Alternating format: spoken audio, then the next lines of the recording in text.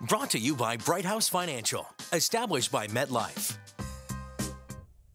So for many families, talking about money can be challenging. It can be very difficult, but teaching kids about money is a crucial part of helping them become financially savvy adults. So how do you steer your children in the right direction? CBS MoneyWatch reporter Jill Harding joins us now to discuss it all. And, you know, I think the thing about money, Jill, in these conversations is it sounds like it's a practical conversation, but it's rife with emotion. It's a very emotional, tough conversation to have. Sure. Well, and the most important thing is to start early. Make sure that you're starting to talk to your kids about money when they're very young, and keep it a continuing part of the conversation. If it's something that you return to on a regular basis, it makes it less scary. It makes it part of something that they're going to use throughout their lives. A savings account is a great place to start with your children. The most important thing is to make it age specific. So if they are 5 years old, maybe you start with the piggy bank. This is how we put money in it. This is how it grows.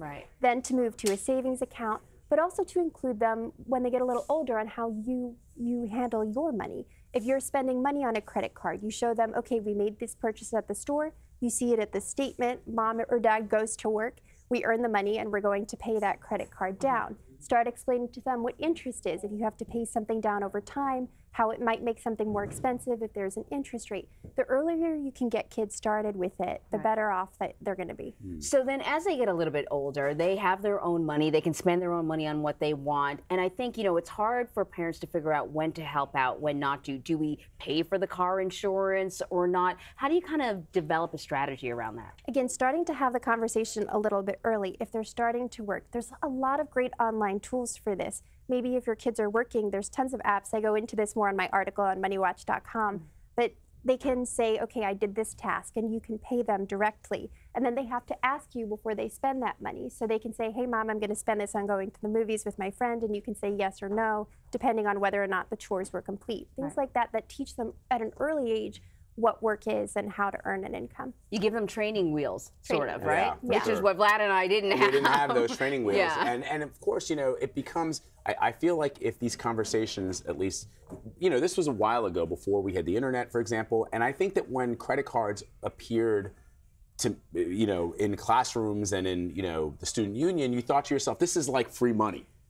I think that we really thought that. A lot of, I wasn't the only one. There were a lot of kids my age who thought, like, this is all of a sudden they're offering me $1,000.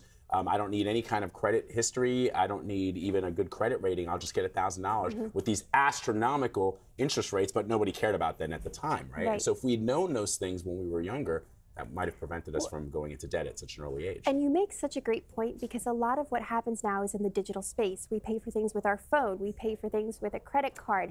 You don't take that check to the bank, right? It's direct deposited, or you take a photo of it and you send it. The money's not real. And if you, right? So if you don't make it tangible, that digital is still tangible for your children, then they're not going to understand how to make that happen. Do you put kids on a budget after they graduate from college with these astronomical student loans? Do you?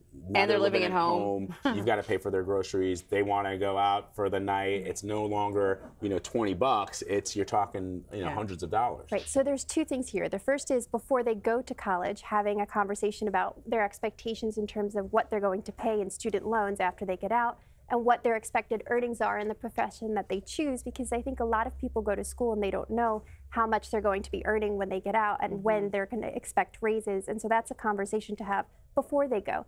After school, if they have a lot of debt, we've seen this with millennials, many have moved home, and their parents are now, unfortunately, getting themselves into trouble with their retirement savings because they're subsidizing their adult children. And so instead of spending money on their groceries, maybe you say, okay, you have a job, you're not paying rent.